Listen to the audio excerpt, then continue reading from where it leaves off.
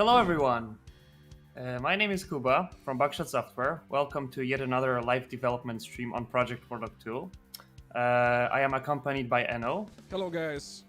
and he is my director. He will read your stuff that you write, and we are going to have some fun today. First of all, I would like to say Happy New Year to everyone. We are already in 2022, and I think this is going to be a very fun and interesting year with a lot of stuff that is going to happen. A lot of games are going to release, and yeah, I think it's going to be an awesome year. At least I hope so. First of all, I would like to say hi to everyone again, and make sure to follow me on Twitter, and make sure to follow Project Warlock on Twitter. Make sure to follow David, our artist, on Twitter, and our musicians. That is Jerry and Luke from Absolute Audio. With that out of the way, I think I will try to say a little bit what we are going to do today. So I have prepared a small plan for our stream. First of all, this is going to be probably the first stream where I'm going to do some real life development. That is, I'm not only going to be talking about the game, but also doing some stuff in real time to show you guys how the game is being made, and I'm going to work on the game throughout today's stream. So let's look at the chat real quick. Hi Kuba, hi Michael, hi Borovicek, hi Small Bros, hi David. Hello everyone, I'm very glad that you're here. I hope you're going to like the stream. Meanwhile, we're going to have some music running in the background by Enno is running the music. We are using some of the tracks from Project Warlock II, the upcoming soundtrack. And I think Kuba, I we really are liked going how you to- called it real life development. real. Okay, that was a small mistake on my side, right? We're gonna do some push-ups today. We are going to do some real life training. So, let's jump into the editor and let's talk about the latest things that you guys actually might already know, because Project Warlock 2 demo is available on Steam and GOG. Also, remember to wishlist Project Warlock on Steam and GOG if you're interested in the game and you like it. So, in Project Warlock 2 demo, we have prepared the first level for you. And actually, since the demo was released, we have made a lot of substantial changes to the game. And today, I would like to start the stream off with talking about those changes and showing you the biggest differences and the stuff that we have improved so far over the past few months. And I think that is a lot has happened. So yeah. Enno, are we already in the editor screen or? Yeah. Okay, go awesome. Go on. So currently I'm in in our development scene where I actually test all of the stuff and I play around with various things. But It's a new development screen, right? no, it's not. Actually, it's still the same one, but it has expanded a bit with some stuff that we're going to talk about today. However, I will leave that for later, because first I want to cover the biggest changes that have happened to the first level of the game. So let me use my tools to open the first level. Let's take a look at the chat once more. Is there anyone new? Hello, Best Barrier. Hello, everyone. I'm very happy that you're here with us. Hello, Yellow Crusher. And so this is the overview of the level, which you already guys know. I mean, guys, everyone that have played Project Warlock 2 demo, obviously. So if you haven't, then make sure to check it out. It's available for you to play for free, and let me know what you think. So, by the way, a quick question to everyone who played the demo: did you like it or not? Just let me know in the comments. I really want to know if people watching the stream have played the demo. If you haven't played the demo, what are you doing with your life? That's a huge mistake. Yeah, so if you look at the level from the overview, it is actually quite big and it looks very overwhelming. I think, but it's very interesting, and you know it already, so I won't show everything. But let's talk about the biggest changes. I mean, in the starting area, we have actually added some drop-off points for the monsters, so that they actually now come from they jump down from the roof in certain areas. And I think this is a very cool way to add some action and pressure to the game. And you will see that in action, because I will also show that from the gameplay perspective later. And yeah, so one thing that I think is the most visible are the textures that David has improved. And he actually redid a lot of textures and the lighting. So there's that, and texture work is brilliant. I mean, I like it even more with each and every iteration that David makes on the textures. It keeps getting better and better. So I am very happy with that. I think David is also happy. Okay, I can see in the chat that a couple of people have played the demo. I'm very happy. So yeah, guys, if you want, just play the demo. It's for free. Make sure to check it out. But yeah, so this area here is actually the bath area of the level, and we had a small idea which we wanted to implement later, and we did that over the past 2 months, and we have a lot of opened areas here before. So what actually David did, is he added some destructible environment parts to the level, which actually allow you to pass through that terrain. And in the beginning it is like closed off, but you can shoot it and break it down, so you can go through. And as an example, we can use this entrance here, which in the demo I think it is completely open. So you can, if you jump correctly, you can actually jump down from this side of the courtyard to the bath. And now, in order to do that, you have to destroy the wall. So it also adds a little bit of dynamic feeling to the level. And we have also added some more areas down in the basement, which we're going to go to later. But let's take a look at the item positioning, which actually hasn't changed, but there is one crucial thing that we have changed. We have noticed that a lot of people who played the demo, before picking up the shotgun, they actually pressed this button first, and then this gate has closed off, and then they wouldn't just go in there. So we have decided to switch it up, and the gate is now closed.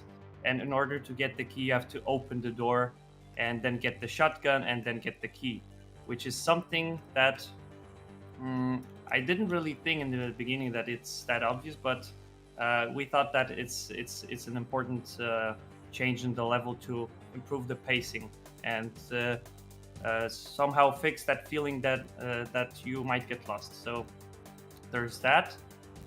And the biggest changes actually have happened down here in the boiler room. So if we go through this area here, we have actually increased the size of this area and made it a lot bigger with even more monsters to fight. So I really have to say I like this area a lot more now, because once you travel through the dungeons, you also have these places where you can look down. Oh, and Kuba. just... For places like this, people just hate developers. That's a typical kill room. Well, good thing is that we don't have fall damage, so you don't have to worry about that. But there are a lot of enemies right there. Yeah, that's your biggest issue. So you don't have to worry about the fall damage, at least. We tried experimenting with fall damage, but in the end we have decided that it was bringing too many issues to the table, and we decided instead of that we are going to use hurt boxes in place where you should not be able to enter. For example, if there's an area where you have a huge cliff or some place which you should not go to, and you fall down, then you will just die, and there will be no fall damage. Instead of that, Plus, I think it's really restricting your movement, right? Because Warlock is really quick game. It's really restricting to have a fall damage, for example, right? Because you are Yeah, scared to dash, double jump, or whatever ability you have to move, right? exactly. And another thing, I'm not sure if we have talked about that, but in Project Warlock 2, we will have jump pads. So when we combine jump pads and fall damage, this Oh didn't no. actually work out quite well. It was pretty funny, and we noticed that it's just not working as we wanted. But It was a one-way jump pad. yeah, another thing which you might have noticed is I think the monster design, because this is also a huge change compared to the demo. This is the new imp static sprite, and what you can see here is our monster spawner. So we use such previews to place those spawners and to see how they how they look like within the environment where they are placed. So, for example, we have this imp here, and she is directed in this way, and you can see the preview of how she looks like in this room. So there's that, and we also have the new Boney, which this is how he looks like. You will also see him in game. And actually, I would like to say sorry because we are since I'm showing you the whole editor. When I will enter the play mode, you probably won't hear any sounds, and this is something that I'm very sorry for. This is my fault. Don't be sorry about it. This Okay. is just my fault because of the ambient music, right? That's kind of true. So I hope you guys like the music. It's playing in the background. I'm not sure which track is currently on because I'm not. I We're don't have playing this the stream motive. now. Okay, the motive is a very cool track made by Jerry, and I really like that one. So I hope you guys like it too. And when we go even further down the dungeons, we actually enter this area which explodes, and then we go into the sewers. So the sewers also have changed, and I think the biggest change in the sewers is in the verticality, because this area was not there is not there in the demo. So that's what we have here. And here we have also some destroyed environment visually. So I would this like is to drop a quick shout out to our YouTube chat because Penguin just said the demo rocks, and the Red Powered said I really like the new monster designs. Oh, that's awesome, because this is what we were aiming for, to improve the monster design and to make sure that you guys are going to like it. First of all, I have a question to you guys who like the new monster design. Did you hate the previous monster design? No, but they were simplistic, I would say.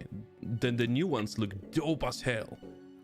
Well, that's true, because we have used different shading methods to create them, and we actually found out better ways to add that Warlock style to the sprites, because as you may know from previous streams, we have actually found a way to create a lot of cool different animations, and it was just not possible to draw every single sprite by hand. And if you want, I can show you again how the sprite sheet looks like, because this is kind of overwhelming. Yeah, that's a really good question. Can we have a comparison? Do you have the old ones?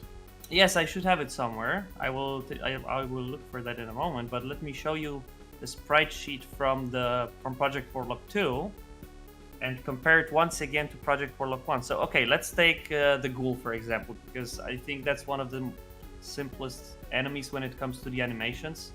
So this is the sprite sheet of the ghoul. You can see each individual single sprite here. They are all packed into one file, into so-called sprite sheet. And Show there them are a lot how of many frames. there are. I mean, Show I them. can just keep on scrolling and scrolling and scrolling. Can you scroll It's out? just- Oh yes! I like Yeah, what I'm so- seeing. So that is the sprite sheet from Project Warlock 2, and let me find the sprites from Project Warlock 1 again. And Just- the just- fuck is, it's only a ghoul, right? It's only for ghoul. So many ghouls on the screen. Let me take a look quickly. I need to find the correct folder. Let's go to monsters, medieval, and there we go. Ghoul, yes. So here we have the folder with the ghoul, and we have 100 files, excluding the meta files from Unity. That's 50 sprites. So basically, the whole ghoul had around 50 to 40 sprites because, yeah, you just have to exclude those meta files. However, if you compare those 50 files to that thing here, it's just crazy, and it was not possible to do with hand drawing. So David and I, basically David had to come up with a new idea to do that efficiently, and we were experimenting throughout the last, I would say, I think it's almost 2 years, with creating the best possible method to export the sprites from models. And this is the results we have so far. We're literally tens of iterations, tens of exports, testing and everything. This is what we came up with, and we are still improving on our export mechanism, but this is how the monsters look like now. They are more vivid. We have more various colors to them so that you can identify monsters more easily. And they have more black outlines, which this is what we have defined the Warlock look. The colored outline, the black outline. I think it's very important to have it. And the problem was with Project Warlock 2, the sprites from the previous versions, is that we did not have those outlines as much, and the sprites did not look as comic styled as we wanted it to be. So we really had to improve on that. And I gotta say, I like those sprites very much, and I think they're way better than before. On any chance of the game getting on GeForce Now? I think that question should go to the Retrovibe guys, because I'm not sure about that. And I think it's really a little bit too soon, to be honest. I also think that is too soon. Yeah, that's true. We are not even at the early access stage yet. We have only published a simple demo with one level, and it's kind of hard to say what about what's going to happen with GeForce Now. We can't answer that question yet. But coming back to the first level, there's also one area that I wanted to show you, and it's that area here. This is actually the end level area where you do have to press the button to exit the castle, and this is how it looks like. So it has been expanded because previously this area was just like blocked off here and here. Is my cursor visible, Enno? Because I'm not sure. It should be. Yeah, it is. Okay. Okay. I was Can you see my cursor? Yeah. Okay. So this area here and this area here was non-existent. We have added new areas here together with new items. And yes, I think that's another thing we have to talk about today on the stream, because we have added a couple of new items to the game. There is so much stuff we need to talk about, Kuba. Yeah, this is just unbelievable, but we did it. And yeah, by the way, here's the new Shambler. I really like him. He doesn't like us, from what I can tell. Can you see him? His teeth. He just wants to bite into you. Oh my god. Yeah. So let me just now show you a small playthrough of that level. I will try to actually show you the environment more than fighting with monsters, but also the combat has also been improved a bit. We have worked on the blood effects and particles, so that is another huge improvement. And yeah, this is Shambler. Yes, this is the Shambler, and he is a huge guy. He is quite deadly. We have improved his attacks over the previous builds of the game. Don't spoil too much. Builds. Don't spoil too much. There's a lot of stuff coming, guys. There's literally tons of things that we want to show you. But we also, at the same time, can't show you everything, because then... Oh, so this is the first thing that happens. And that imp just shot that ghoul. So they drop down here, and that's what we have. I'm sorry for not speaking, but I kind of got carried away. One thing that we have improved also in the current build of the game is the music fade out, because this is something you really can't hear now, but we have implemented a very nice, smooth transition from combat to ambient music, which is not really existent in the demo. And yeah, let me show you a little bit of that destruction here. So you can break off those pillars, for example. I'm not sure which ones. Okay, we can break off those two. And yeah, so let's go and use some cheats. And let's go down here. Dirty cheater. I like using cheats. They disable achievements, however, In a single player. Oh yes, I keep forgetting. Cheats are only good in single player games. Remember, guys, we don't like cheaters in multiplayer games. They are not good. They destroy fun for everyone. Thank you, Kuba. Okay, let me use the no-clip command again, and oh. I wanted to show off this drop area, but oh, there it is. No, it's not there. That's something else. That's here. All right.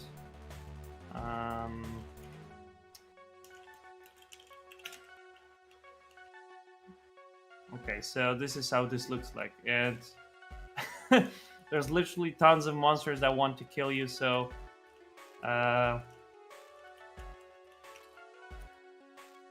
this is also, I think, the easy difficulty. I will check in a second. But this is definitely not the highest difficulty because we're missing the pig demons here.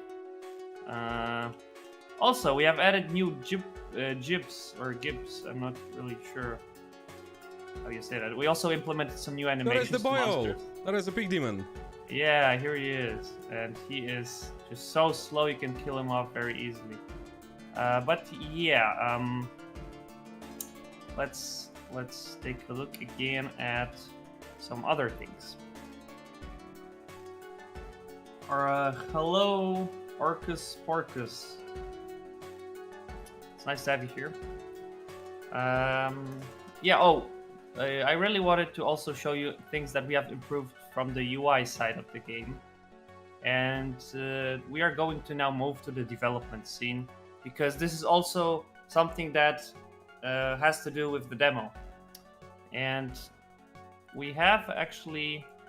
I will show you the tutorials that we have prepared for you guys. Let me just open the development scene and show you what we have.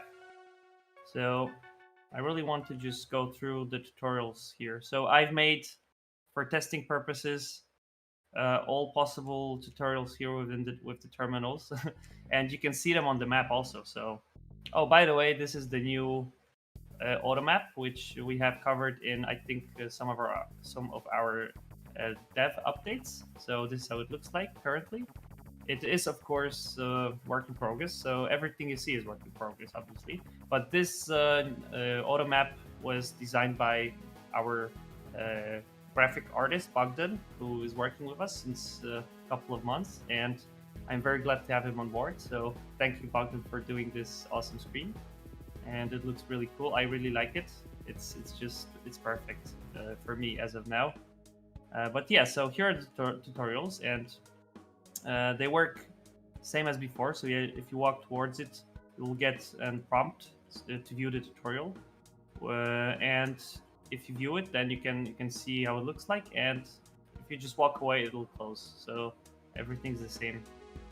So, for example, this is the new tutorial screen. This is how it looks like. Warlock tutorial program. Difficulty. Game contains different difficulty modes. Each difficulty contains different number of monsters and changes their behavior. So we have adjusted the visual style of the tutorials, which this is how it looks like right now. You can even see those little blinking lights on the tutorial screen. Can you see that, Enno? Yeah. We can see them. I was just, I'm fully immersed to listen to everything you say. That's why I'm a little bit lagging. Okay, no problem. Bogdan is with us, so I would like to say hi to Bogdan, everyone. He is also on the stream right now. He's watching. Hello, Bogdan. Okay, let me look at the chat because I see there's one more question which I just missed. Wait, did the weapon just reload? Yes. This is our. We have a reload mechanic with the rifle, and if you shoot it, it'll just reload after a couple of bullets. And this is part of our gunplay design, because if you when you have the shotgun, it also reloads after 2 shots. But wait, I don't have ammo for that. To reload, I need ammo. So if you shoot twice, then the shotgun is reloading, and it is highly advised while playing to shoot the weapon and then switch it to the next one. So yeah. Coming back to tutorials, this is how they look like. We have also prepared tutorials for monsters, because I also already talked about that previously, but monsters have a pretty complicated system when it comes to their damage calculation and everything. So they have 3 types of hitboxes. They have a hitbox for head, body, and legs, and also they have different resistance types to different damage types, to magic, to fire, to frost, to piercing damage, slicing damage, to sword, to everything. Everything that's in game is actually each of the monsters have different abilities, so to say, and are more or less effective against different weapons, are more or less effective against different monsters. So yeah, there's that. And what we also have done, we have improved the gyps for. I talked about that previously. I just cut. Can I pause you for a second? There is a really good question that I need an answer for. Okay. Myself. Will the soundtrack in Project Warlock 2 have any of the Project Warlock 1 tracks included? In updated version, of course. There are a couple of tracks that I really love to jam to, and I am all in for that. Well, this is a question which I really can't answer now, and we really have to see what the future brings. First of all, we want to explore some new ways of the music, which Jerry and Luke are doing. And Luke did a really great job on working with new ambient music, which we have. And I think I sent you a couple of tracks of ambient tracks which you can actually play. Yeah. We will play one of those new tracks which are going to be in Project Warlock 2. This is a new style of music which should intensify the atmosphere within the game. I mean, everything we are listening to right now, besides of Cuba, right, is from Project Warlock 2 music's album. Yeah, that's true. So in Project Warlock 2, we want to kind of go a different route when it comes to music. We will still have action music, we still have ambient music, and we still have cool tracks, but we want to explore that atmospheric ambient music which really intensifies the action. And we have some of that in our playlist, so if Enno is going to play that, then you will be able to listen to it. So yeah, as I said, the tutorials I have the power. Yeah, you have the power. That's correct. You can set any track you want from the ones I sent you. But yeah, the tutorials are here. They look beautiful now, and I really like them. Oh, can you see that? Tutorials screen is dancing. It's wobbly. Yeah. What is going on in there? I think Oh wait, I did not disable the rigid body, and it's just the physics are working within that object. But it looks cool though. Wait, let me try it once again. Sometimes it works, sometimes it doesn't, but it's something that we can easily fix. Work in progress. Work in progress.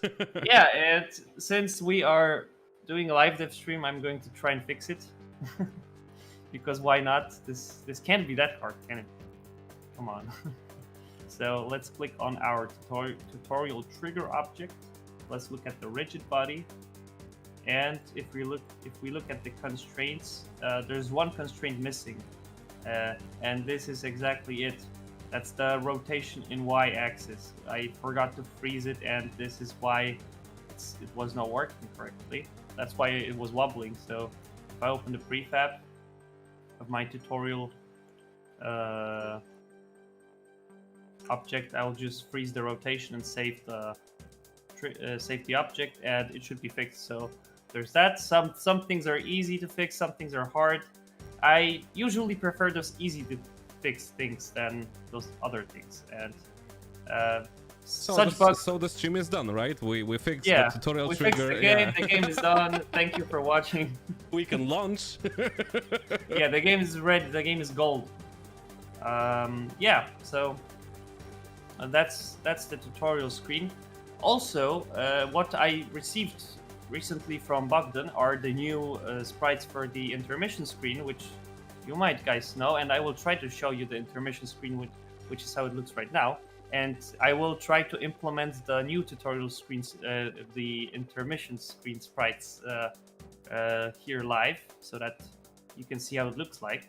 So I have this magic switch here in the level, which does exactly what it says here. If I click it, it'll just finish the level. And this is this is the intermission screen, which you guys might know from the demo. It looks identical, and Bogdan has just finished making new sprites for the screen, and we are going to implement them now because I thought that's a good idea.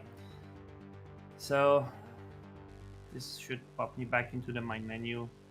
Okay, let's stop playing for a second here, and I'll open the player prefab, and we are going to try and add those sprites. Why not? I have not really did much of development on live development. Please remember, guys, it's a live stream.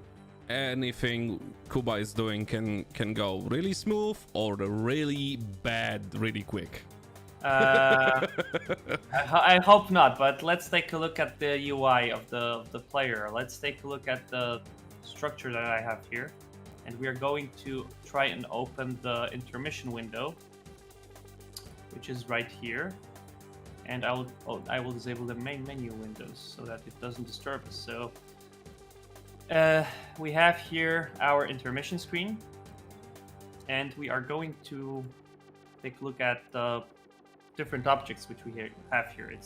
Obviously we have background, and we have 3 types of background. We have vignette, which actually adds this cool black edge to the whole image, and edgy we have darkness. We have the art, which is also work in progress, because I think we are going to use different art for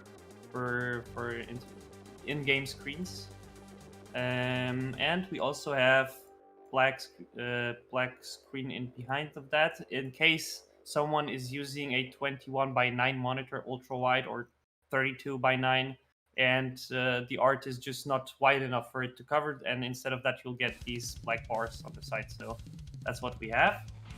And yeah, so we also have in our second layout the accuracy summary, and I will try to add the background to it, which I received from Bogdan. So we have the silhouette here, and we have the description, so that should be kind of easy. And let's take a look at this layout. I think I would guess that the silhouette is a goal. Yeah, that's a pretty good guess.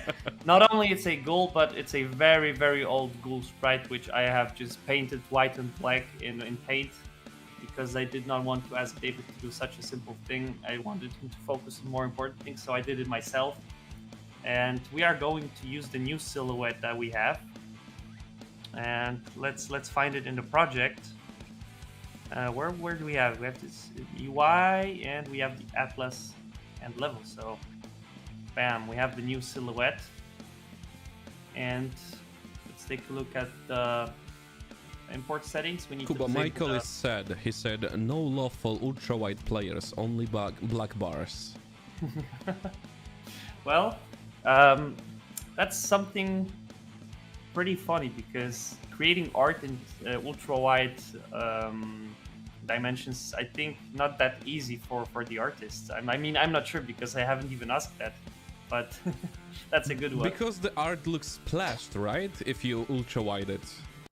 Yeah, that's true. And as you can see, this specific art is actually a square, more or less a square.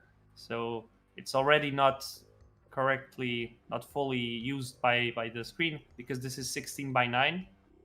It would be even harder to make an art for 21:9 or 32 by 9. So yeah, coming back to the topic of adding the new intermission screen, we will try and add the background now, and I think I'll go with a new empty object here. And add an image component. And let's add the new background sprite, show terminal. It's kind of small, right? I mean, okay, that's done. I think it works good. What do you think, Anno? Oh, he looks like a superhuman. Okay, looks dope. Let's preserve the aspect ratio of the background. I mean, I love the sadness of the ghoul's body that emits from him, but this one looks dope. Yeah, the Doomslayer body type. Yeah, that's what Bogdan did. I think I like it. It looks pretty detailed, and it's pretty cool. So yeah, let's name this object background, and let's. That one I can answer myself a little bit. Could also change the scale to fit, but then you lose sharpness. It's addressing to the widescreen, right? So you need to remember that's 2 times more of the work for all the artists and for Kuba. It's 2 times more work. Let's move the silhouette here. I'm just doing a small mock-up here. That's why I'm trying to, talk random stuff. I'll talk with chat. Chat, if you have any questions and Kuba is too focused, I can pass them along. So feel free to drop anything you have on your mind.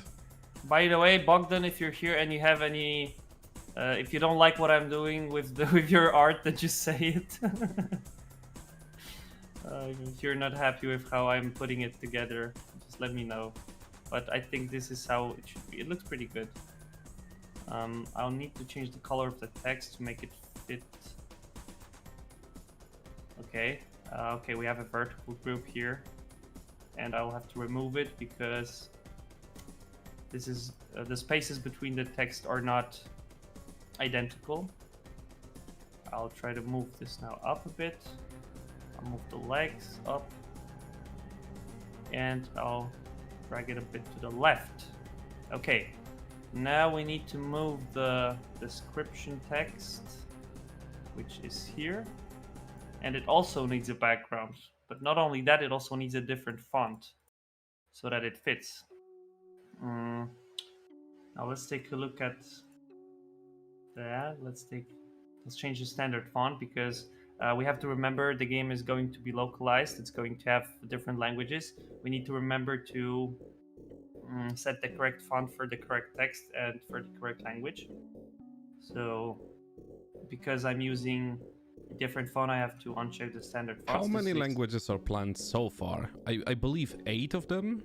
I think we are going to... I'm not really sure yet, but probably same languages as in Project Warlock 1. So this is not... I can't say that for sure yet because I don't know. But we all have Polish and English definitely. So 2 of these 2 languages are going to be there. And everything else is subject to change for, let's say that. Yeah, it's probably yes, but I really can't. I don't know. I mean, Yeah. The more the better. That's true, and we will aim to have a lot of languages, as possible. So let's see.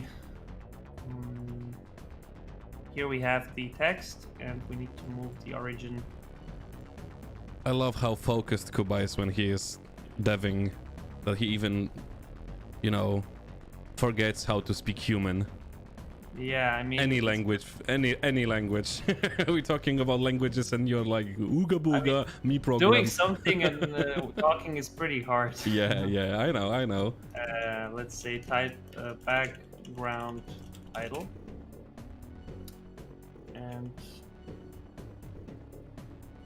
let's see.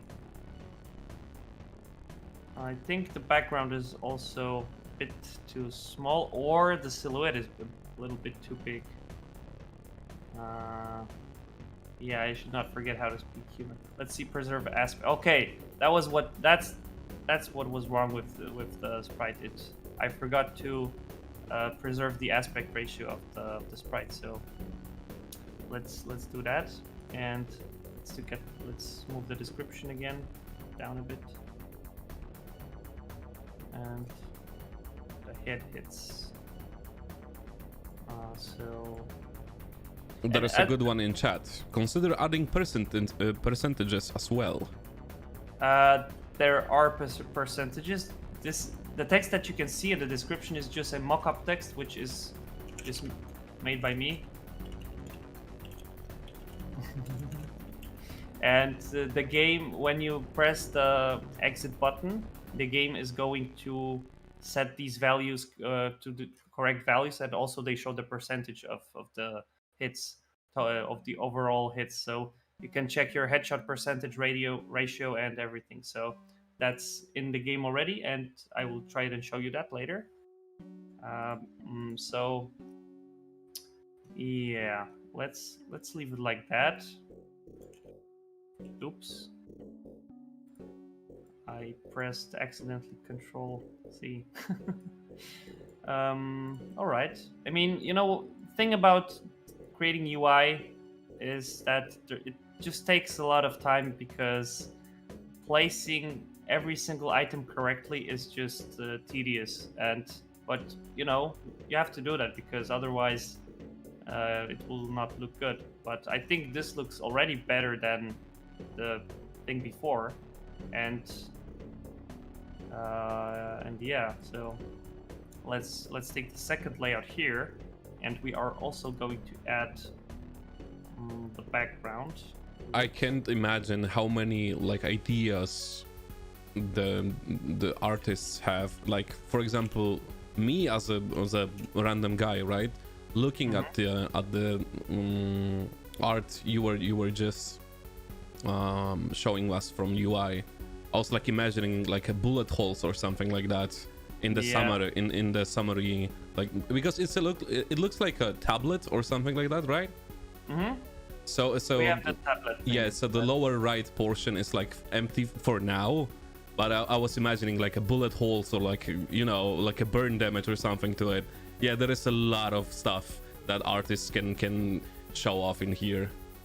Yeah, so if you're listening, Bogdan, there we go. We have some new ideas. Wow, that was quick. But bullet holes in screen, I think that's not a good idea overall, because otherwise the screen is not going to work. That's not what I meant. Painted bullet holes, okay? Okay, so here we have a small issue, but I'm going to go over that issue with rotating, with flipping the sprite. So we just go -1, and oh, that looks fun. I like that. Flexible tablets. It looks cool. Oh yeah, that's pretty funny. But you know what? I think these are a bit too big. Yeah, let's set gizmos back, because I need them. Okay, and now we can move the layout here.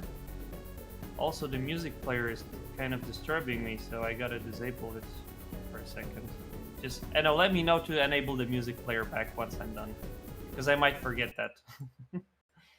Chat, let us know to enable the music player back, because we can forget about it. Okay, so I'm changing the color of the text to fit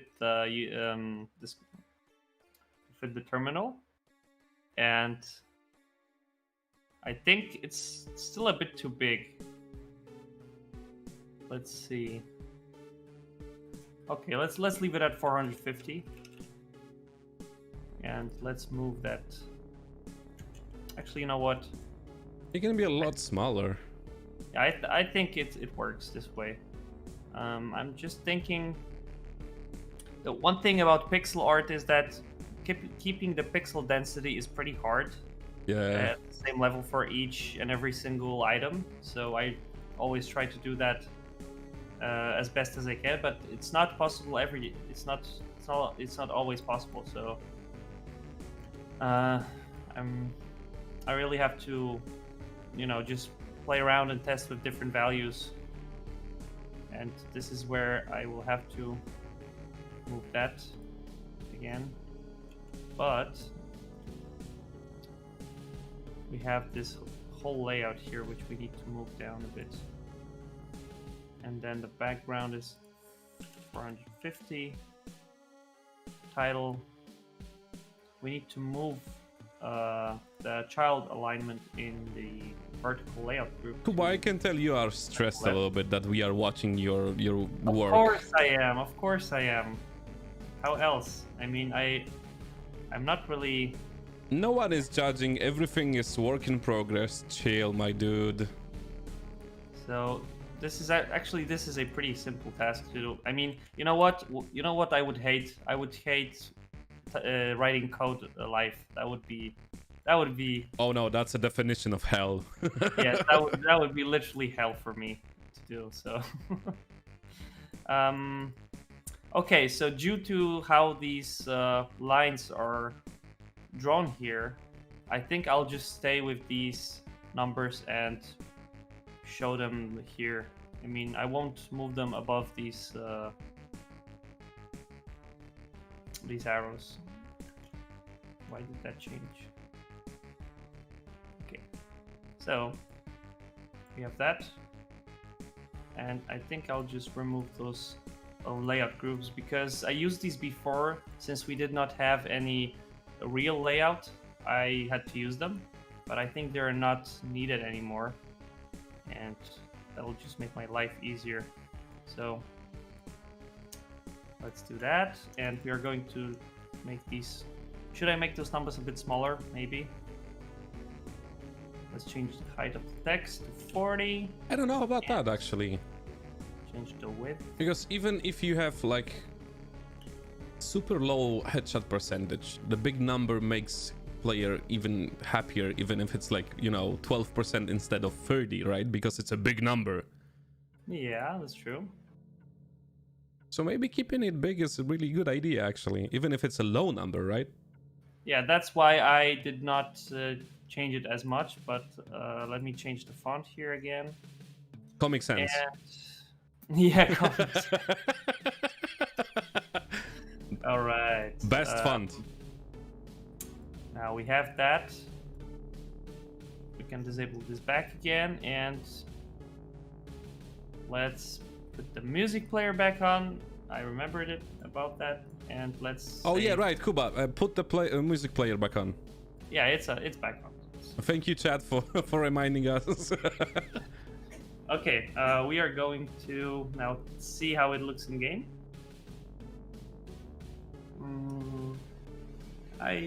We have a couple of more elements to add here, but I just want to test the overall how it looks like. So for people that don't follow development process of the games, right? Just play games, for example. Is it standard that you change small things and then test them again, and change small things and test them again, or you do them in bunches? This happens a lot. It happens a lot that you have to test a lot of small things very often, and this is actually quite frustrating sometimes. But also there are moments where you gather a lot of those things together, and then you just test everything at once. This is what happens when you have quality assurance testing. But when I'm testing small things like that, I just have to see how it looks like in game on full screen, because otherwise I am unable to. I just don't know how it looks like in game, so I have to always test that. And I also have to keep in mind every time that I change something in the UI, different resolutions, different aspect ratios, and this is kind of the hardest task to do when it comes to the UI. Yeah, because UI needs to be like a pixel perfect work, right? Yeah, it has to be flexible, and it has to work with different monitors, different resolutions, and this is one of the hardest thing to do. but you know, it's actually, this is an abstraction because it's a quite simple thing. It's quite obvious. We need to have UI in every game. It should work easily, but apparently it's not that easy to do. So working with UI is pretty time consuming, I would say. It's not hard, but it consumes a lot of time. So let's open the intermission screen once again. I'm going to disable the music player, and we need to change one more thing. We need to make sure that the stats to the left are always connected to the left side of the screen, because otherwise, if we launch the game in ultra wide, the screen is going to stay in the middle and it'll just float in the air. So we do that with assigning the anchor points to the middle left. And we do the same thing for the accuracy summary. We're going this way they are like sticked, right? Yeah, they stick to the side of the screen, and actually I will try and show you that. Yeah, that's what I was trying to force you. I will try to show you how it changes. Okay, I need to now save that back again. Okay, let me look at the chat. It's confusing a lot to seeing one under skill but having to press Q. Okay, let me explain that a little bit. Previously, I did not have a way to display a key binding directly on the UI, and what I thought about was adding numbers to the skills. Actually, we can look at that within the player again. I thought about adding numbers to the skills and then assigning those numbers in the key bindings menu under ability 1, ability 2, and ability 3. But in Project Warlock 2's early access, we will have a display for the buttons. So instead of numbers, you are going to see the key binding you have set, so you don't have to worry about that. We also have improved that. That's something that I also wanted to talk about. Thank you for taking a notice on that. Yeah, this is a huge quality of life deal, and since we are talking about quality of life things, I think there's one more thing I have to show you. This is something that was talked about a little bit in the forums, and this is a very simple thing. I talked about that in the the new demo level presentation on which we have streamed on Steam. But let me show you that in action again. So let's pick up the two weapons. Let's pick up the shotgun and rifle, and now let's go to the settings. Wait a second. What was the floating indicators above the weapons? What kind of indicators? Can you turn around?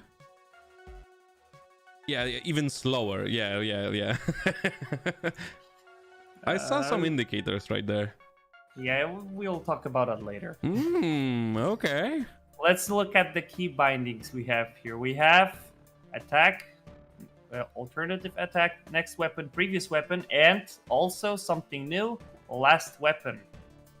This is something that was highly requested, and let's use G for now. I know I can't really show you that, but I would have to take my keyboard and do something like this. Now, keyboard on the head. Keyboard on the head. If I press G, as you can see, it's changing to the last used weapon. Now, if I take the other weapon and then I keep pressing G, it's still switching between the last used weapons. So we have added the last used weapon key binding, and I think that's one of the most important things. I love how you get your keyboard up to show us that you're pressing the G. I love that. Also, wait, it works. And I want to do one more thing, but the editor does not really allow me to do that. I wanted to. Can you see, guys, in the ability on the HUD in the left bottom corner, the buttons for the skills? Yeah, we can see them. Q, R, and mouse button free, I believe. Yep, that's true. So there you go, quality of life in action. You can see the key bindings directly under your abilities. Can you change them right now? Like, for example, the Q for something else? Yeah, that's what I was trying to get you on. Is it gonna change? Akimbo, Q. Let's take U. And cross fingers. Yeah, it's working. So yeah, you can see the corresponding keys. Let's wait 6 seconds, and I'm going to press the U key again on my keyboard. I love that. I just love that you're getting your keyboard up to show us you. Okay, are you guys ready? I'm pressing the U on the keyboard now. Oh my god, it And- works. And again. So Game it development. works. Game development. I'm very happy when things like that And work. you are freezing for me. Yeah, Hello? you are freezing, Kuba. But can you hear me? Yeah, we can hear you, but your camera is frozen. Okay, I think we need a small technical break. Yeah, give us guys like 2 or 3 minutes.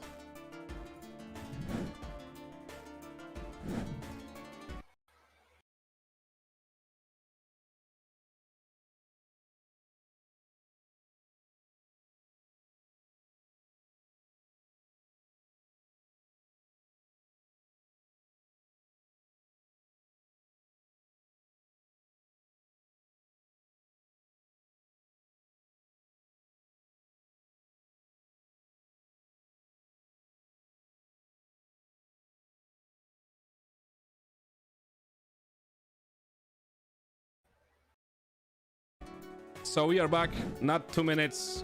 Actually, Kuba just moved his keyboard too much. Yeah, apparently moving keyboard has an influence on the camera. But you know what? It's actually possible. I Are think you I have kidding broken me? I don't want to try it again, but I think I literally broke the camera because of my keyboard. So You moved the cord or something, right? yeah, I think it moved the cord or something.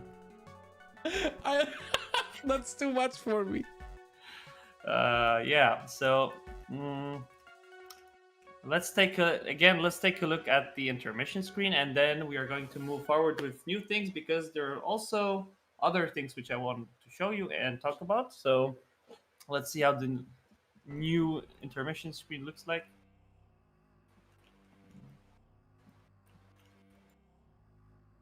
These imps have actually their AI disabled, so this is why she is not moving. This is for display purposes, so that I can see if the sprites are correct and if everything is working as expected, and that I can kill them with no stress that they are going to shoot me. So, oh goddamn, that last bullet. Okay, so yeah, we got some stats now for the end level screen, and someone was talking about percentage. As you can see, it's displaying the percentage correctly, theoretically.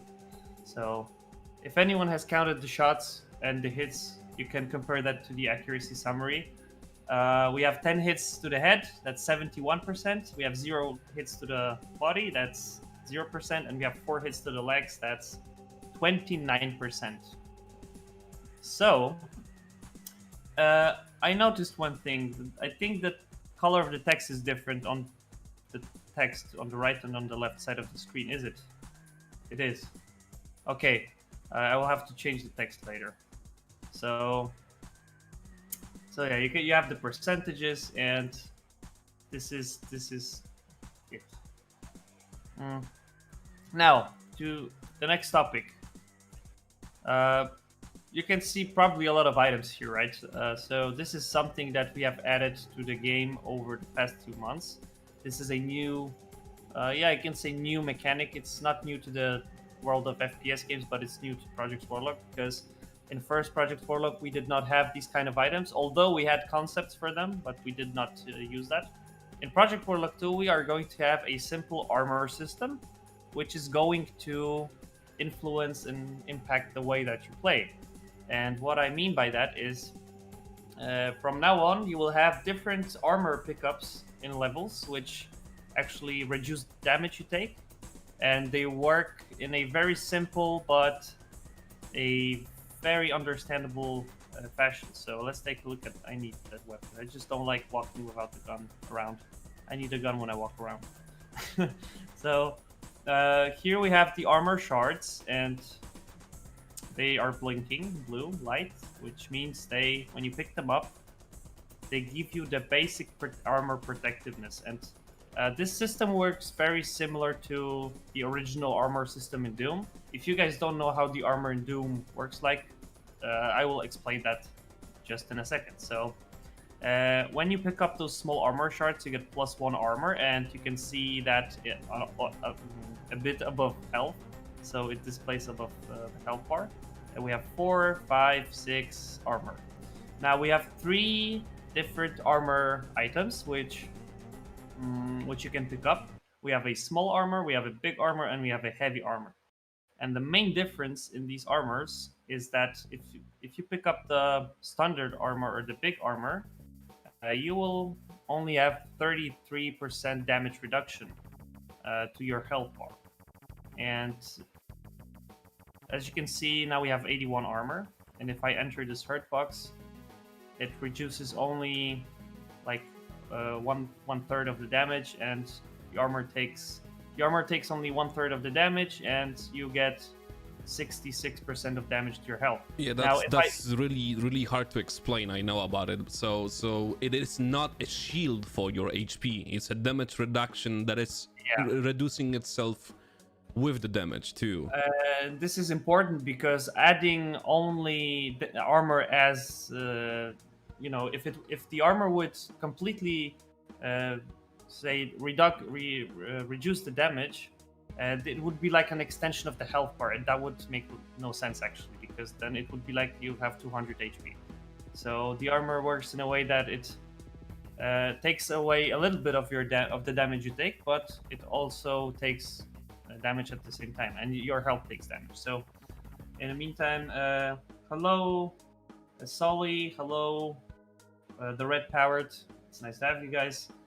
Now if we pick up the heavy armor, we are going to have instantly 100% armor, and as a bonus, the bar on the HUD is displayed in a different color. And also, if you have noticed, these small shards have changed their color. And that's why, Kuba, pause. Yeah, breathe a little bit, breathe. That's why I was trying to get more information from you. For example, Briku from the Twitch chat said, I always thought that armor was simply an HP extension. It differs from game to game, but games really similar to Project Warlock don't count them as extensions. They count them as Kuba just showed us, the damage reduction stuff that is reducing itself too when damaged. So the best example is, now since I have heavy armor, it reduces my incoming damage by 50%, and I have here a hurt box which deals 10 damage. And if I enter this hurt box, as you can see now, I have 95 health and 95 armor. So every time I step into this 10 hit point hurt box, then I'll get 5 HP damage, 5 HP damage and 5 armor less. So instead of one third, it's a 50%. Yeah, so heavy armor gives you 50% damage reduction to your health. And also, the only way to recover the heavy armor is to pick up the armor shards. That's why they glow with the yellow color. And as you can see, my armor bar is still yellow because I still have the 50% armor reduction. And if I enter the hurt box once again, as you can see, I'm still taking only 50% damage from the health bar. Now, while you have your heavy armor on and you pick up the small armor or the big armor, you will lose that 50% damage reduction, and now you only have 33. This is something which we wanted to have, because thanks to that, you really have to think about what you pick up, and it's not like you just keep running through the items and collecting everything you find, because having heavy armor and then collecting the small armor shards is way better than swapping used heavy armor for a new big armor. So as you can see now, I'm taking definitely more damage to the health, and now it's like 2 more from in this example. I dropped a little fun fact about game development, for example, armor system. So what Kuba is doing in Warlock, it's really complicated mathematics. because there are two ways that games do this. Games just extend your life with armor, like you have bonus health because you have armor, or they do the energy shield stuff. So you have bonus health that you can lose and it regenerates quickly by itself. What Kuba is doing, Kuba is adding the extension of life, but with diminishing returns. Yeah, so basically this is not a second health bar. It allows you to sustain more damage, basically. Like a real armor should do. Yeah. So look, in this case, if I step in the hurt box once again, I will die even though I have 54% armor. Because armor is unable to take all of that damage that I can get from that hitbox. So yeah, let me get again 100 HP. And now if you have heavy armor, and let's bring it down to 5%.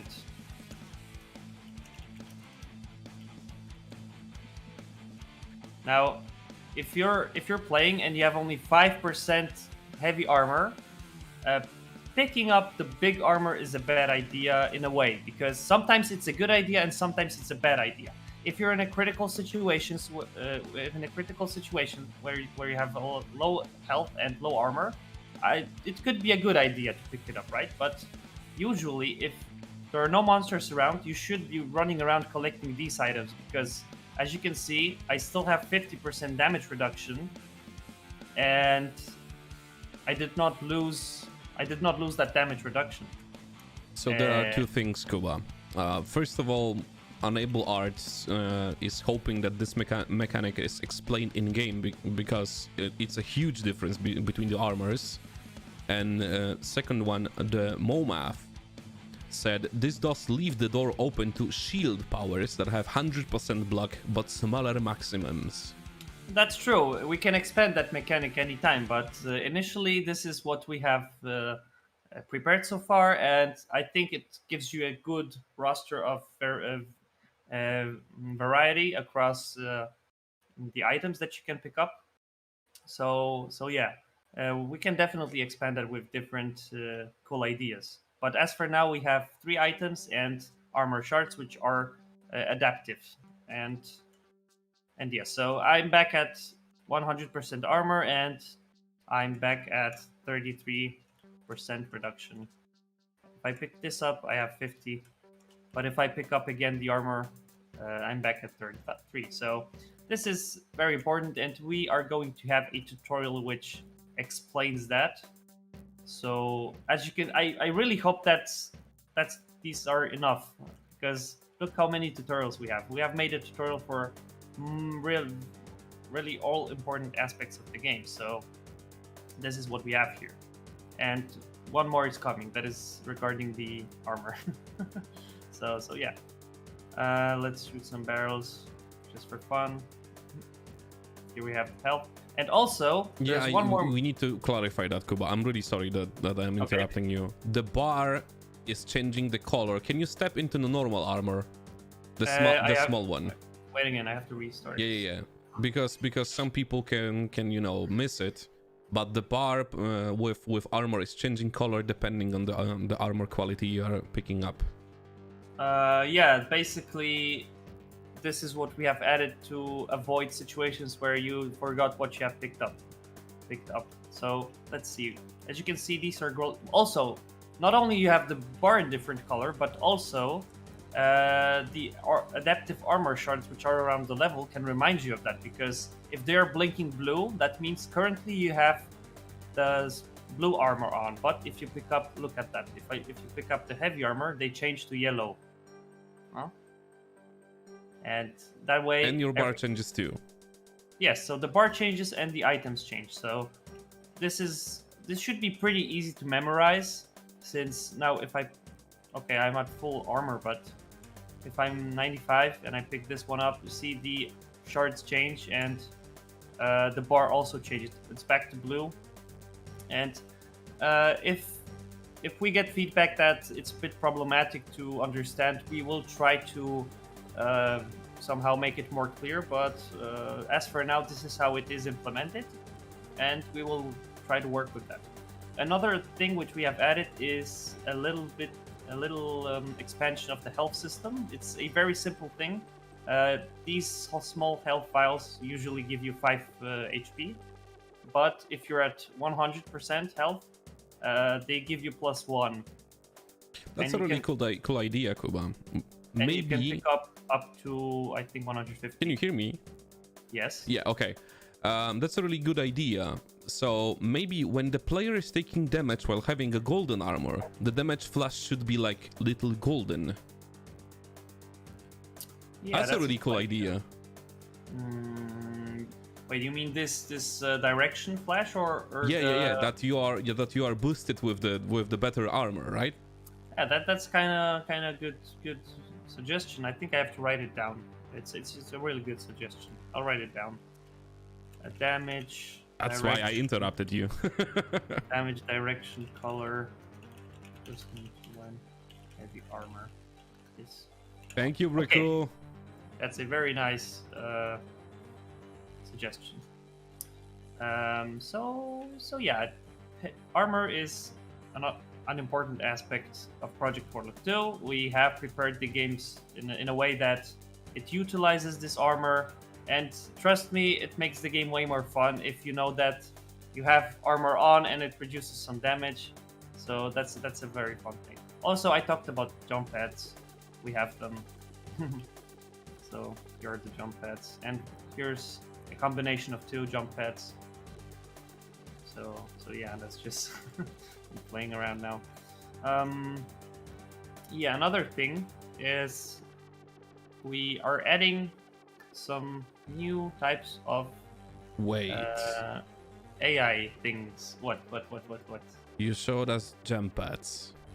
Yes. Are there gonna be jumping puzzles? Do you really because think I don't know that? if I love you or hate you right now, Kuba. Okay, I can tell you one thing. For progress stuff, the game is not going to be extremely complicated when it comes to such things, but you can expect some fancy secrets. All right? So if you're a 100% type of guy, you can expect some cool things. One of the levels has a very cool secret, which I like. And another thing why we have jump pads is that we want to make each level possible to backtrack from any point. So as you may know, there are some parts of the level where you fall down somewhere or you just can't go back. You can be sure that there are ways to go back to find secrets which you have may missed if you want to explore the level. So yeah. Jump pads have their use for secrets. And even in combat, not even if you're lost, but in combat. Oh yeah, that's true. There are some moments where you literally have to use the jump pads in fights. So you need to remember that Warlock 2 is more vertical, because we talked about it in one of our earlier streams, that Project Warlock 1 was much more flat, let's put it that way. And Project Warlock 2 is more vertical. There are different levels in one single room that you can traverse to. Yeah, I will just to give you a small glimpse, because I did that all previously, but let me show you one of the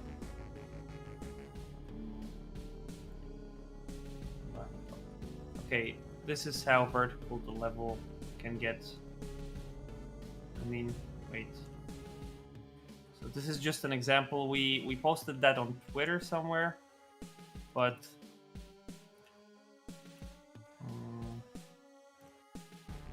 here we go. The verticality sometimes really gets crazy in Project Warlock 2 compared to Project Warlock 1. So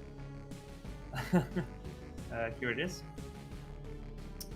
So the jump pads are probably necessary in some parts of the level, but they are not hard to use. So don't worry about any frustrating puzzles. Okay, this is not probably not happening. Yeah. Yeah. What I wanted to talk about is I wanted to also talk about the AI and the monsters, because previously I have showed you guys different monsters and their AI in previous live dev videos, streams. But in the meantime, we have also added one more type of enemy, which is different because it is not an enemy. It is also AI, but it's a civilian NPC. And we also have developed a small waypoint system for them to use. So as you can see, we have start, waypoint 1, 2, 3, 4, 5, 6, 7, end, and we have people.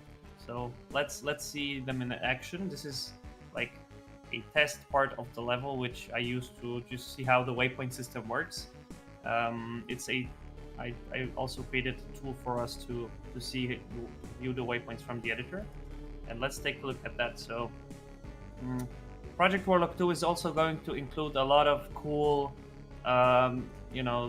maybe not cinematic but scripted moments. In first level, you have, for example, rubble falling from the ceiling, or explosions and everything. So we will definitely expand on that a bit to make it more interesting. So as you can see, there's nothing here. We're going to step into an event which starts a chase here. I hope, at least. So here we have humans running away from the monsters, and these monsters try to get those humans, and they will eventually kill them. And now they have focused on me. So as you can see, we also have interesting NPC types apart from monsters, and this is an idea which I got from playing a lot of other games like Blood. Blood is one of my favorite games, by the way. So in Blood, we also had some civilians, and I really like that feeling of urgency that you need to help them so that they won't get killed. And we are adding that to Project Warlock 2. I have one morally wrong question. Yeah. Can you kill the civilians? Yeah, I guess. I mean, I'm not sure how bad that is. I mean, it is bad, but I know it's a morally wrong question, but it depends on the player. I mean, if the NPC gets killed, then it's an information for you that you did something wrong, and if he survives, then but you can you be happy shoot about them. yourself. Oh, you can. That's awesome. Okay. Yeah, you can even kill them. So if it moves, it dies. Yeah. Yeah, too much. I'm really sorry. Too much. I know. I don't know. I mean, it's pretty funny, but I want to include some kind of feel of urgency when playing the levels. Not only that you have to find the exit switch, not only that you have to find the keys, but also that there is someone who needs help, and if you feel like it, you can help. Because I think it's also an interesting expansion of the gameplay. How good is the player in the story is the question. Well, I can't say that as of now because it's too early to talk about such stuff. We are only we are even before the early access, so the lore is still being developed. But, I mean, you're always good. Even if you're killing civilians, you're just making them go quicker to angels and have a happy afterlife, It really depends on the player. If the player is good, then the character is also good. That's kind of true. But as you can see, I want to talk about the waypoint system. Let me disable 2 of these, and it's a very simple thing which I have developed over a couple of hours. It shows you the waypoints with the red lines, and it connects them with the green line. So if you want to add another point, and you just click the last one, or any one you want, then you just... Okay, so the question is, there is an end point to it, right? Yeah. But after the end, they are still running around scared. How does that work? Okay, this is a kind of a simple thing. Because you can actually assign this waypoint system to the monsters, so that monsters can follow it. The thing is, once the civilian reaches the end of the waypoint system, he enters a panic mode where he randomly picks a direction to go to, and they just try to, avoid getting attacked. And even if civilians get attacked, they also try to change their position. So they are always on move, and they are always so scared, running. So even after they reach this endpoint, they will keep running around. But this waypoint system is important because that way we can create things that are partially scripted. So if the player is, for example, running through a corridor, you can make the NPC run through the corridor against you or in some different direction, and we can make sure that it happens always, right? Because otherwise the direction where the NPC runs is random, and this is why we are including the waypoint system to make it a little bit scripted, to make sure that it always happens, and to make sure that the NPC always runs in the correct direction. And thanks to that, we can have cool situations as this one. Let me show you again.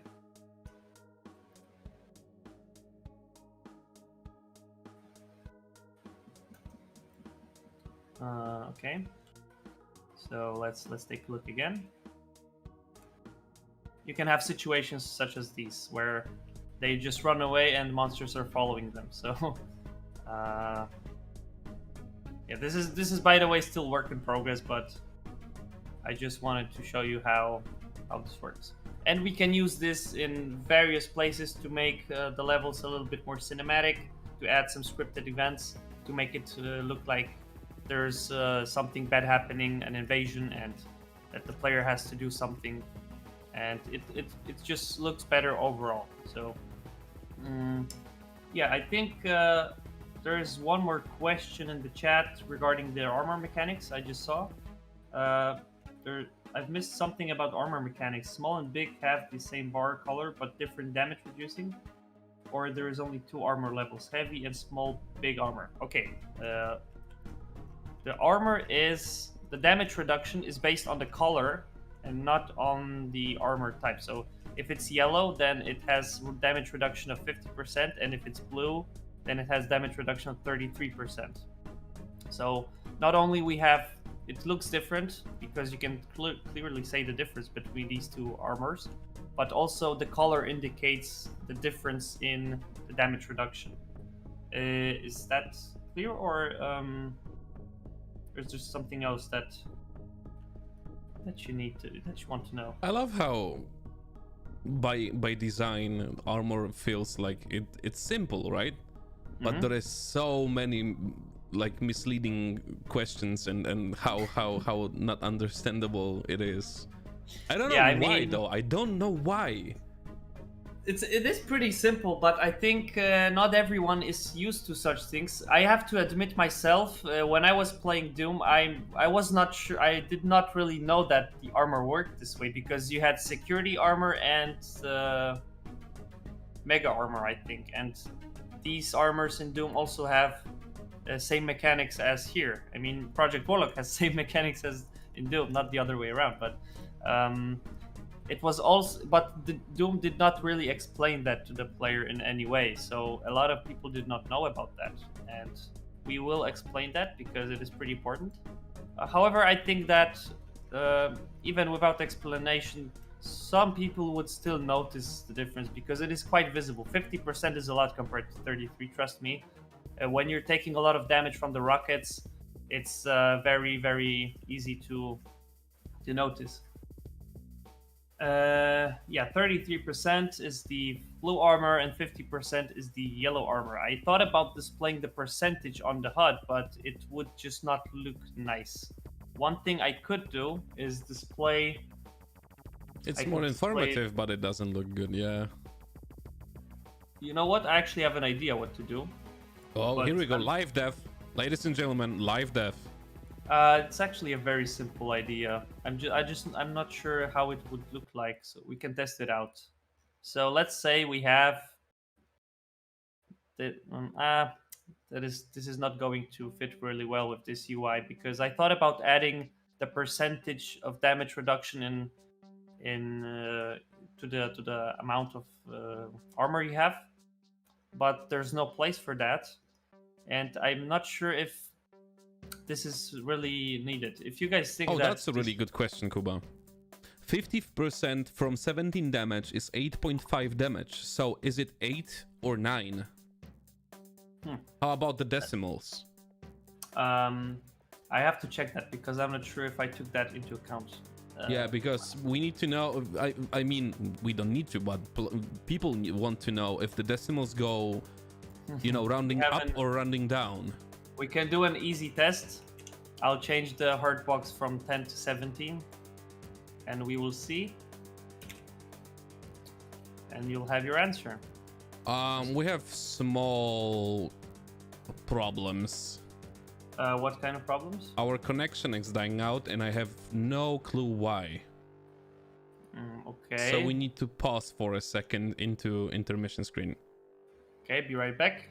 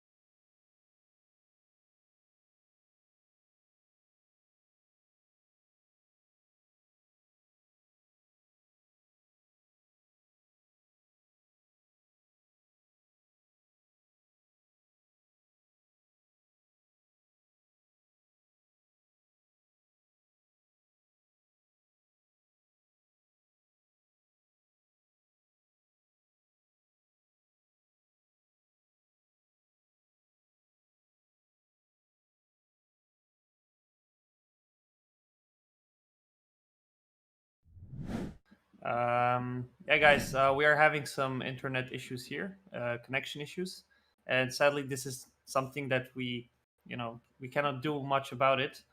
I'm very sorry for that, but yeah, this is how it is. Sometimes when live streaming, this is not a prepared video from from a couple of days ago. This is happening live, and sometimes, well, shit happens, right?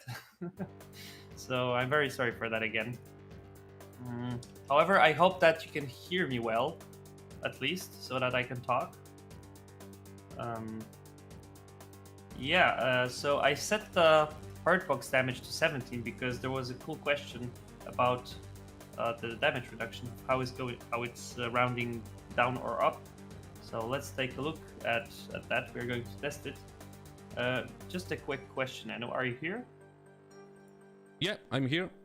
Okay. And our situation is resolved. It was like 3 minutes of internet problems. Please, chat, pray with us. Pray with us because the Polish internet providers, they know the way of distraction and can cut us off. Okay, so let's see. We have the hard box with 17 damage. If I enter it, I get 17 damage. Now let me fill my health up back to 100. And let's pick up the big armor. So let's see how it goes down. Okay, it got rounded down to 8. So you get -8 armor and -8 health.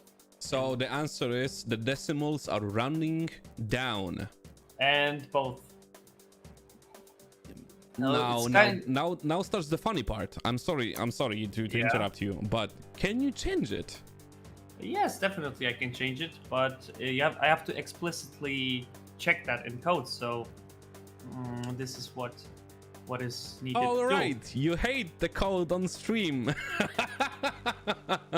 Well, I could do that, but I think this is something. This situation here is to the advantage of the player actually, and if this is something that should be fixed, I'm not really sure if it's that important in a way that why should I now make it even harder for the player? I mean, you know, 1 damage less you're taking each hit can make a difference. The question is, should that damage be taken by armor or health at 1 point? It should be armor to That's the deplete it quicker. Kind of right. Should be armor, but I don't like uneven numbers. It's that's 92. Oh wait, is it alternating really? Can you spawn yourself with 100 again?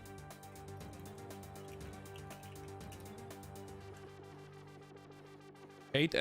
Okay. 8. No, it's not alternating. Maybe it was.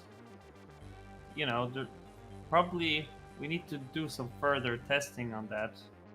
But Maybe don't reset yourself. Get yourself 100 and use the fire a few times. Because maybe it is saving between your heals the decimals like behind the screen, you know?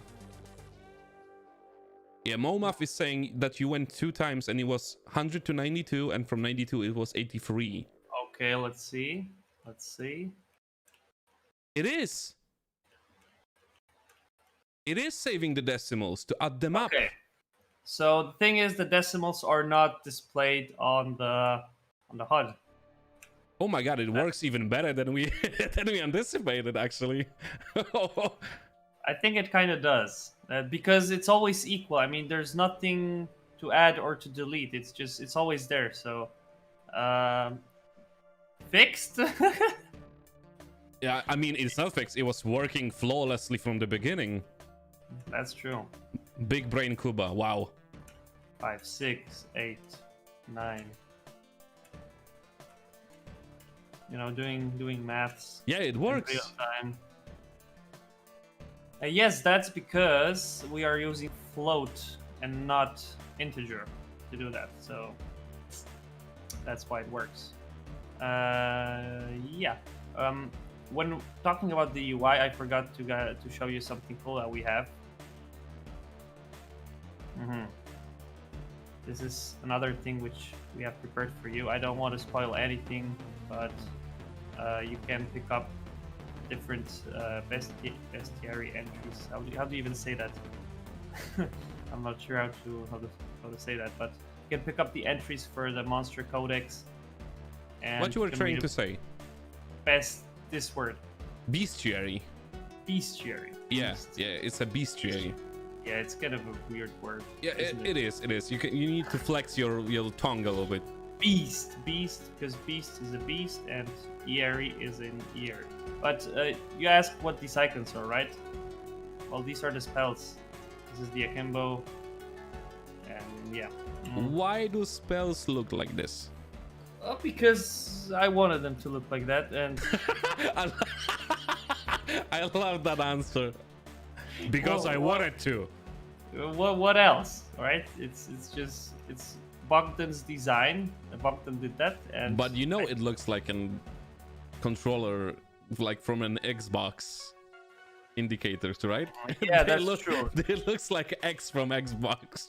That's true. This is for akimbo, a cross. We need to think about that. Why we have a cross for akimbo, but it looks like a cross from Xbox controller. But I like it nevertheless. I think it's nice. Yeah, it looks good. Okay. Next thing we are going to do is I'm going to show you a little bit of the second level, because we are going to do some little level balancing. This is something I wanted to do and to show you guys how we go around the level design. we are going to disable this player spawn point, and not to spoil too much. I'll try to go here and move to the correct place.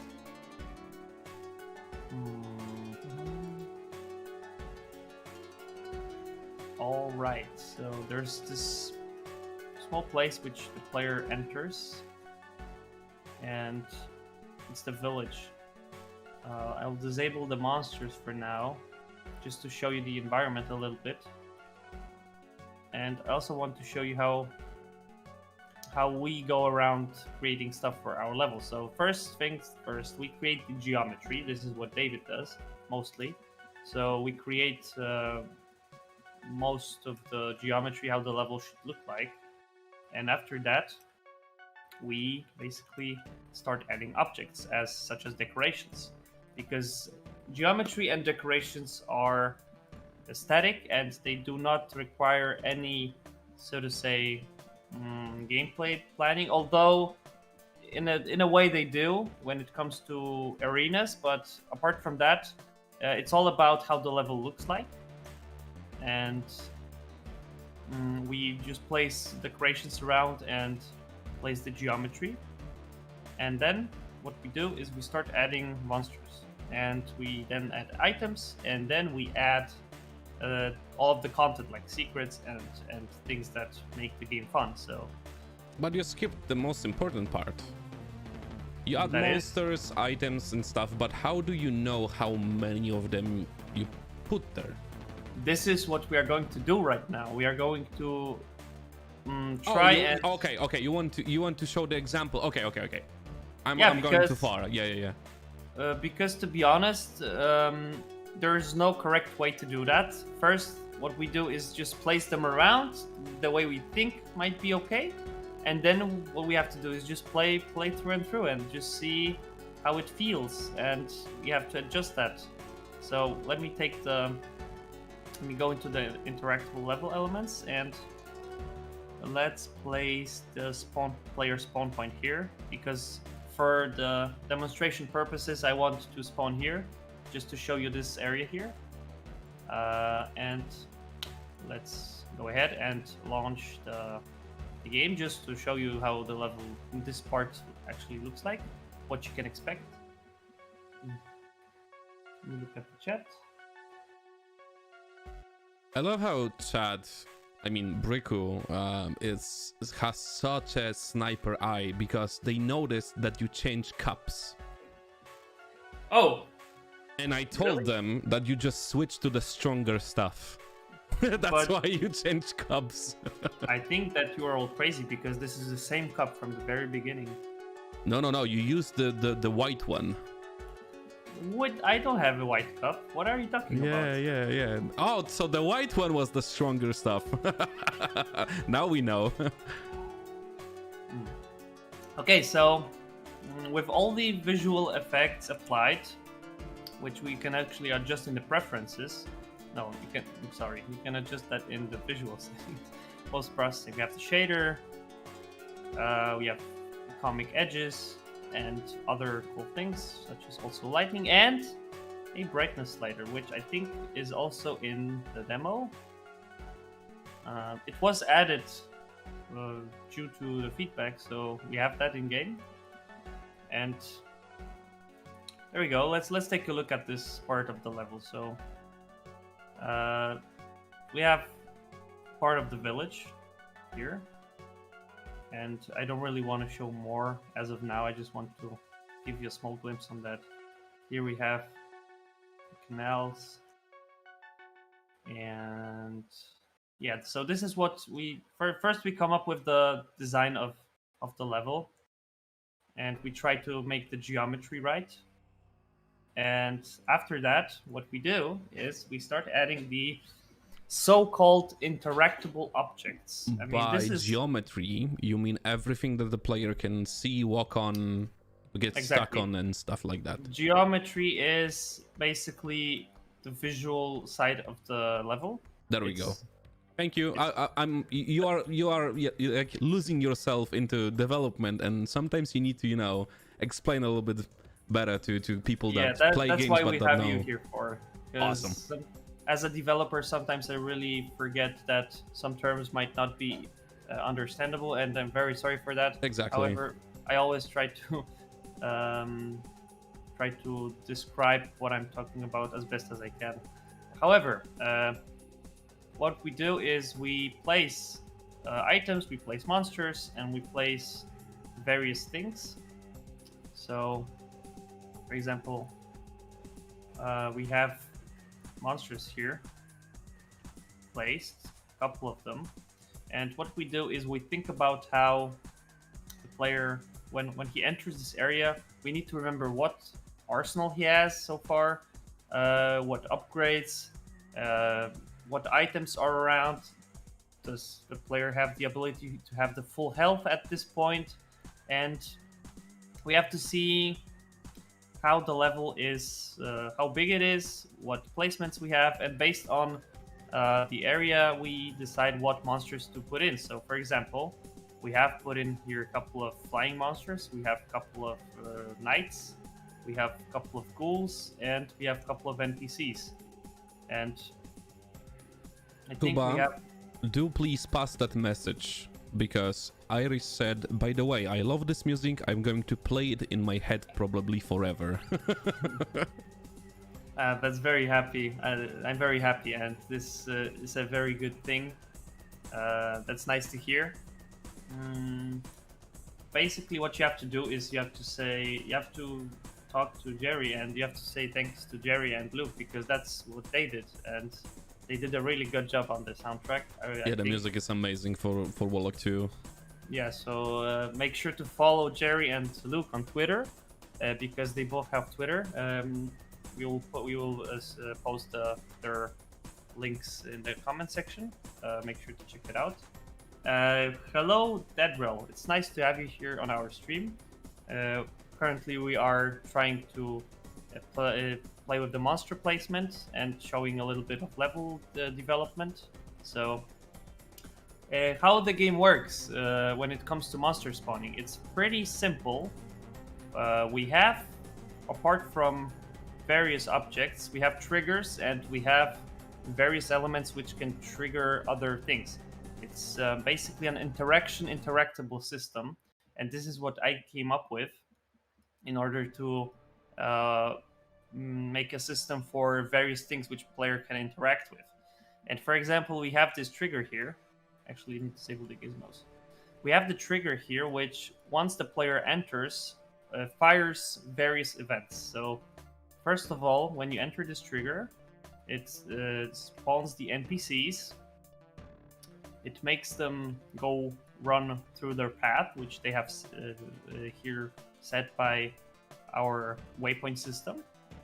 And we also have monsters which should spawn in, or should be already spawned. So we have a tag system for that, and each trigger has a tag which it triggers.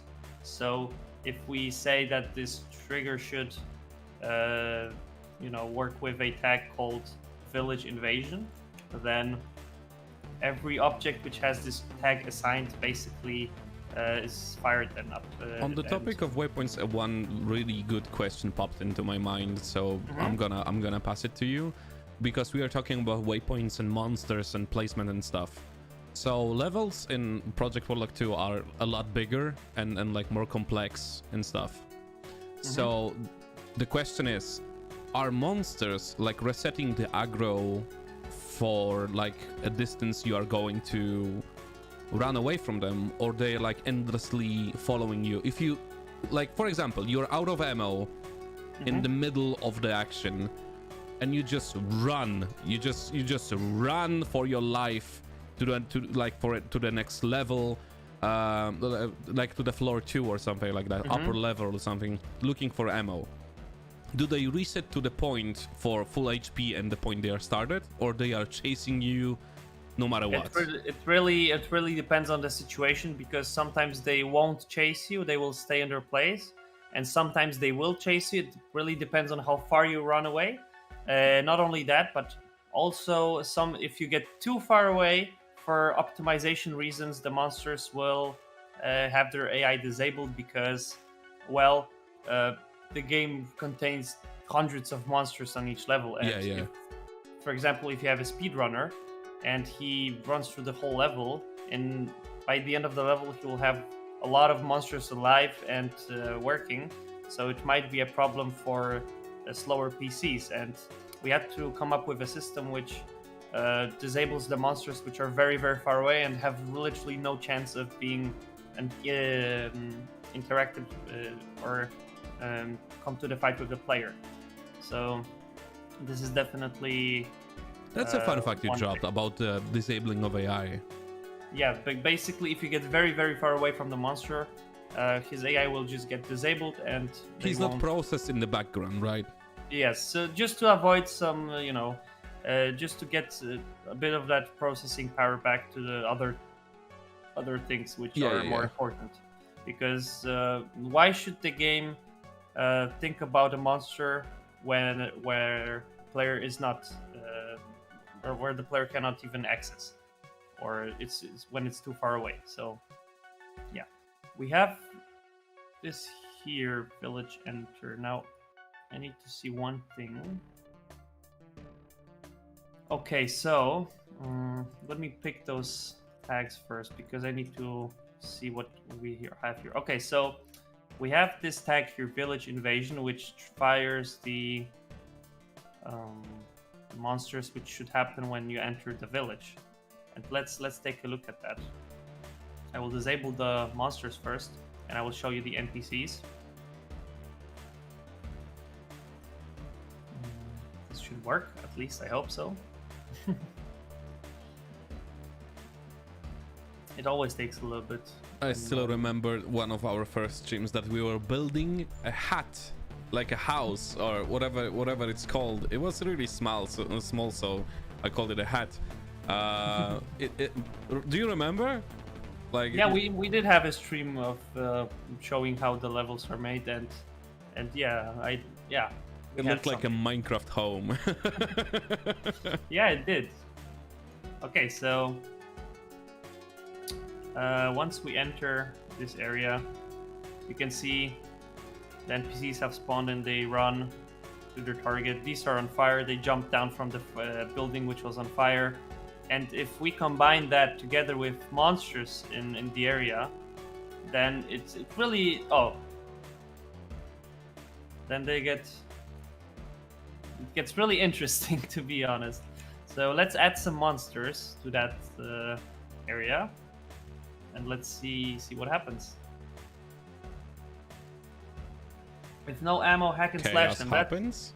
You can if you have, well, you have the sword and it has stamina, but it has basically no ammo restraints. So if the stamina recovers, then you can easily fight with the sword. So that's not a problem. But we also that's an interesting topic because also when designing the level design and the monster amount, we have to always remember that the player needs to have some ammo pickups, because in the first version of the demo which we have released, some players said that there was not enough ammo in the beginning.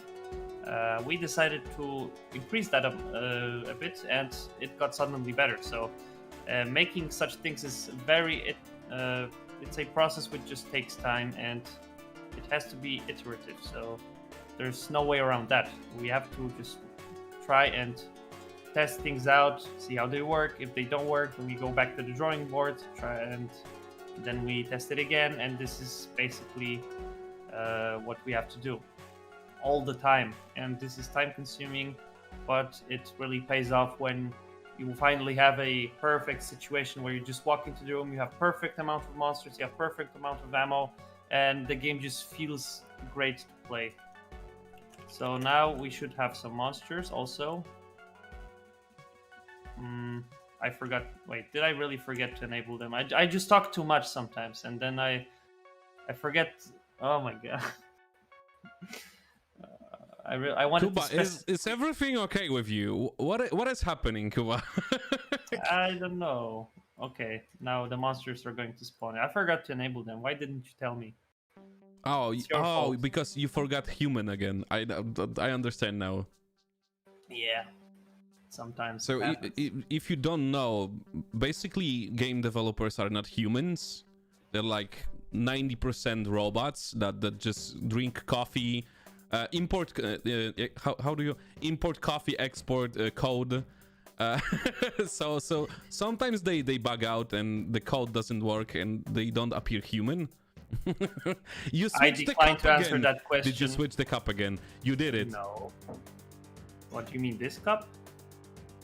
Oh yeah, the blue one that you were using from the beginning, right? Yeah, that's the blue one. That's No, the that's only the purple one. that's the only the purple one. Okay, so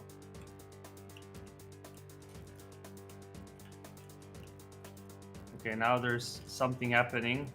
This ghoul is trying to follow that. It is lagging for us like much. Okay, that means the stream is not ready for such things. So that means I can show you how the monster placement is done, but I cannot test it out and show you how it works in game. I'm very We can show it in a video, for example, in the future, but but we want to entertain on stream, right? yeah. But okay, it's losing quality. So looking at that again, we have spawners here, and for example, we can take that ghoul here. This ghoul has the following properties. He should spawn on easy mode, at least easy mode. That's the minimum difficulty he spawns at, and he should spawn in a discrete mode, so there is no teleport animation. This is what we can do. And for example, we can also take this spawner here, for example. We can move it here. And then we can set it to hunting mode, so that directly after spawn it's going to hunt and search for the player. And we can change that monster to... you know what, let's take the Shambler, why not? Let's just throw the Shambler in the face of the player directly. And then we're going to move it, drag it up to the village invasion tag, which is triggered by this trigger box. And then we just change the tag, village invasion. All right, and then we rotate him around for him to face the player when he spawns, and he should spawn directly after the tag is activated, and he should be hunting the player. Kuba is doing his thing, so I'm gonna remind you guys, like last time, if you have any questions, don't be shy. I will pass them to Kuba, or Kuba is gonna reply to them directly, because we are slowly wrapping things up for today. Oh, that's true. Yeah, we have to keep that in mind. But we don't want to, leave you with questions.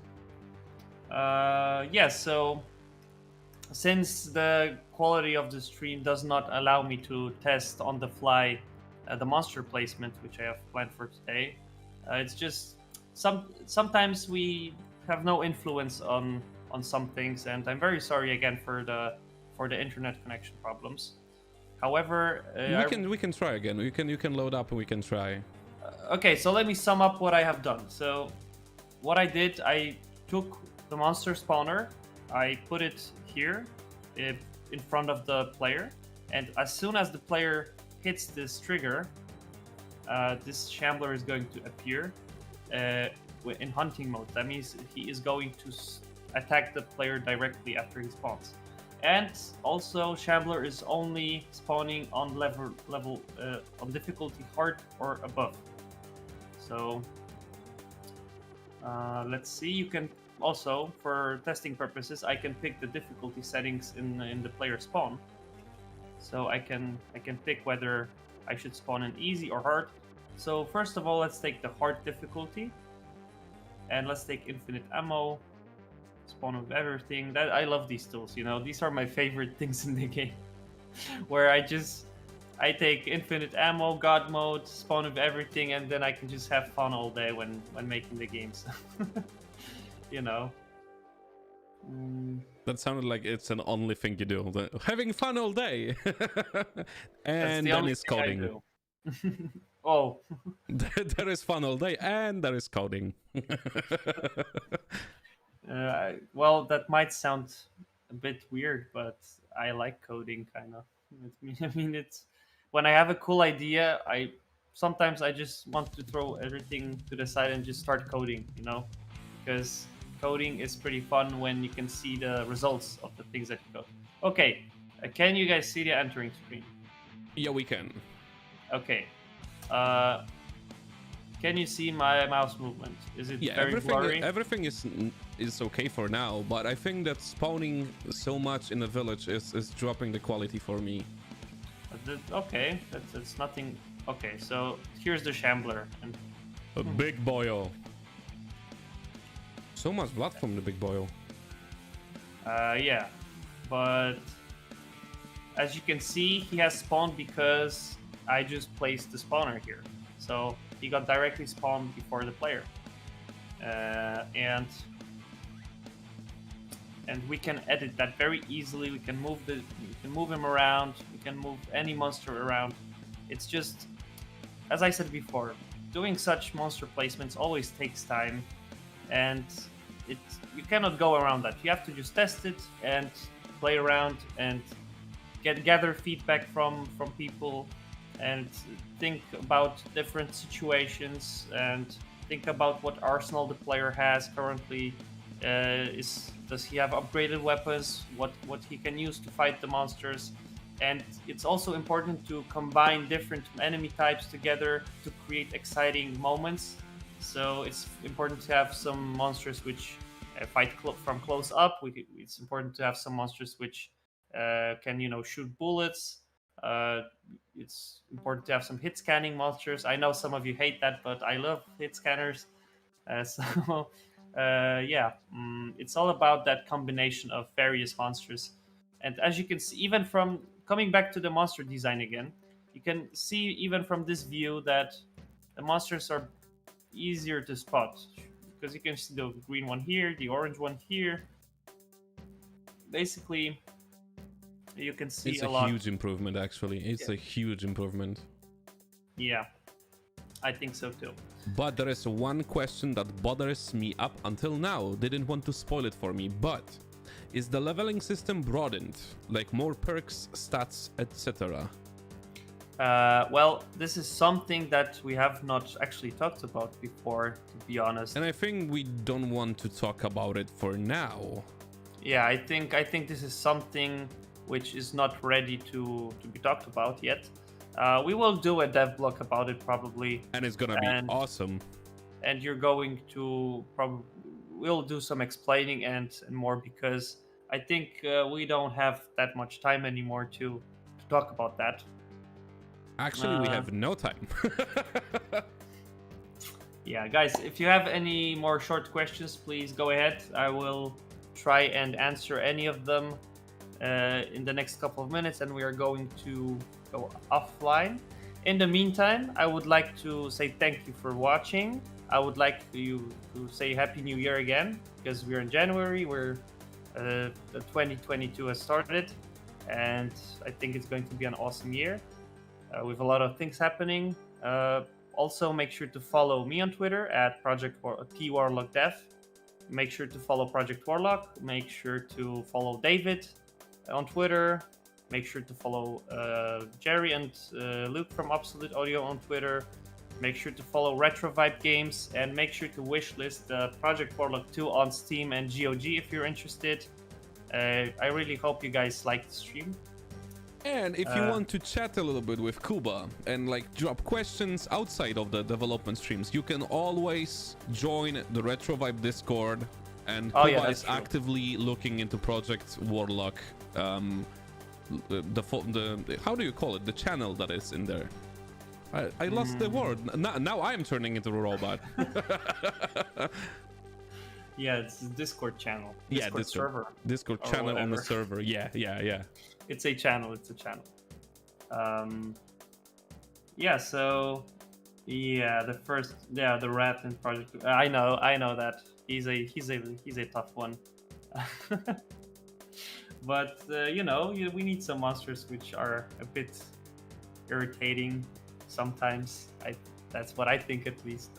Anyways, thank you guys for watching. I hope you liked the stream. We just had 2 hours of various things happening. We did some live deving improvements, and we talked about a lot of cool things. So, guys, wanted to say thanks again for watching, and see you on the next one.